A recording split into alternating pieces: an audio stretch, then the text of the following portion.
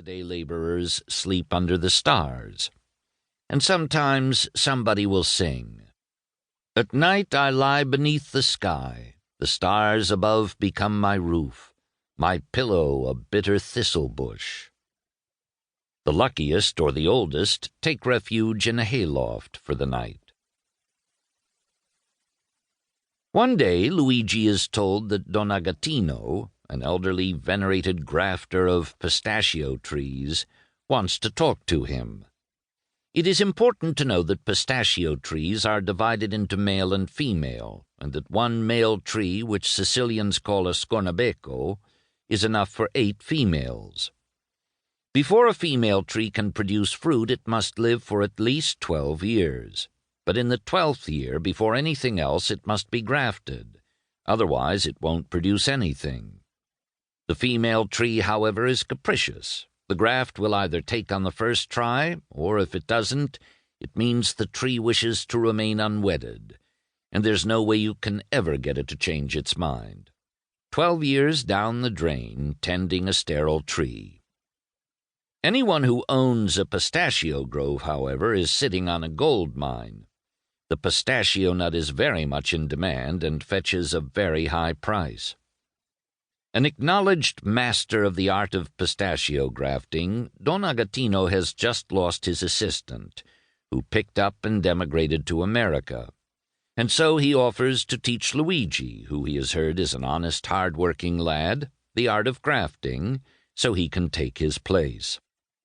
Luigi accepts the offer without a second thought, mostly because the pay Don Agatino is proposing is quite good and could change his life entirely. And so he goes on to learn a new trade. Just 3 months are enough for Luigi Sacco to understand all there is to know about the art of grafting, and another 3 months to surpass his teacher, as Don Agatino himself will honestly admit. Shortly thereafter, the master, old and financially secure, retires, passing all of his work on to Luigi. Luigi's fame as a miracle-working grafter who never makes a mistake spreads fast. Soon it's no longer small pistachio groves he's called upon to graft, but veritable forests of pistachio at Santo Stefano Quisquina, Cattolica Eraclea, and other towns in the province. But what started out as a craft for earning a living very soon becomes for Luigi a passion with no material interest. For a while now, to go to work, he has to pass by a pistachio grove belonging to a judge by the name of Vassallo. But it's a dead grove, because the grafters the judge had hired grafted the trees at the wrong time. Luigi, however, realizes that the grove could still be revived, and so, without telling anyone, he grafts the trees at the right moment. Therein lies the art, intuiting just the right moment for cutting, not a day too soon or too late.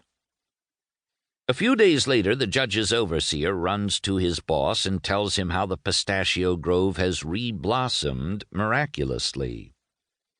The judge then summons his grafters and asks which of them was the clever one, but they all admit that it wasn't them. By roundabout means, the judge learns that it was Luigi, and so he wants to meet him. He congratulates him, thanks him, and then asks him how much he owes him for his efforts. "Nothing." "Why not?"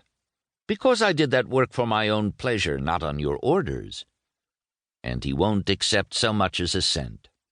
At this point, Luigi, thanks to his skills, has enough money to build himself a little house and finally marry his Antonina.